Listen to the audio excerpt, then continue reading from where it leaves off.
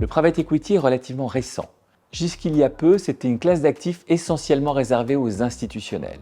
Le private equity est né aux États-Unis dans les années 60, il s'est ensuite importé en Europe dans les années 70 et plus récemment encore en Asie.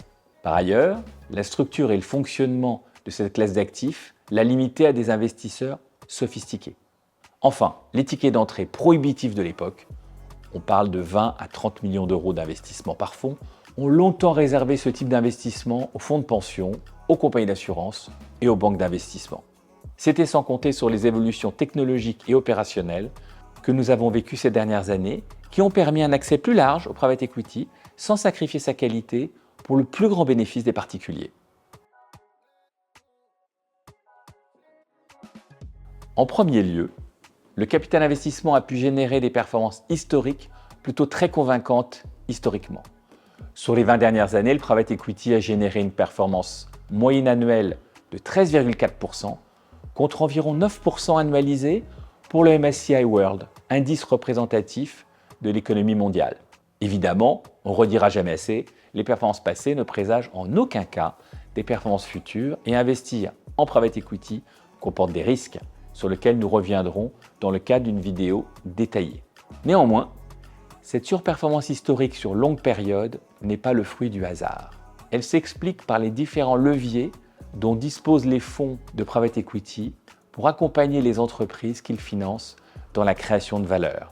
Accompagnement opérationnel et managérial, transformation digitale et amélioration de l'efficacité des processus en place, partage du réseau et des expertises, et enfin, plateforme d'internationalisation.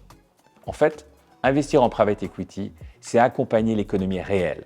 Enfin, le capital investissement peut être un véritable élément de diversification au sein du portefeuille de la clientèle privée, puisqu'il s'inscrit dans le temps long et subit moins de variations de valorisation que d'autres marchés.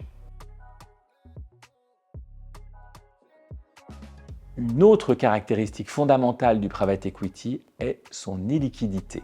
Les fonds de private equity et les entreprises accompagnées ont besoin de temps pour mettre en œuvre des stratégies de création de valeur, restructurer les entreprises et optimiser leurs performances avant d'envisager une sortie.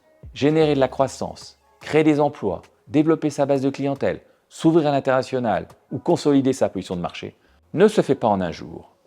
Ainsi, en règle générale et pour faire simple, un fonds de private equity va passer les 5 premières années à identifier les entreprises, y investir et les faire grandir, puis les 5 dernières années à désinvestir pour rétribuer ses investisseurs.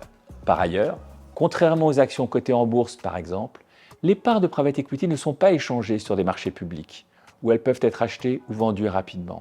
Il existe quelques produits de private equity qui répondent aux besoins de liquidité, au moins partiellement. Mais un investisseur privé doit prendre en compte cette illiquidité et l'impact qu'elle peut avoir sur ses choix de vie avant d'investir. Tout d'abord, ils ont raison de s'y intéresser pour plusieurs raisons qu'on évoquera plus en détail dans d'autres vidéos. Néanmoins, un investissement en private equity doit se penser dans le cadre d'une stratégie patrimoniale globale, elle-même définie selon les objectifs de vie de chacun. Par ailleurs, il est fortement recommandé d'être accompagné par un conseiller en gestion de patrimoine compétent dans cet univers du private equity, compte tenu de la sophistication de cette classe d'actifs.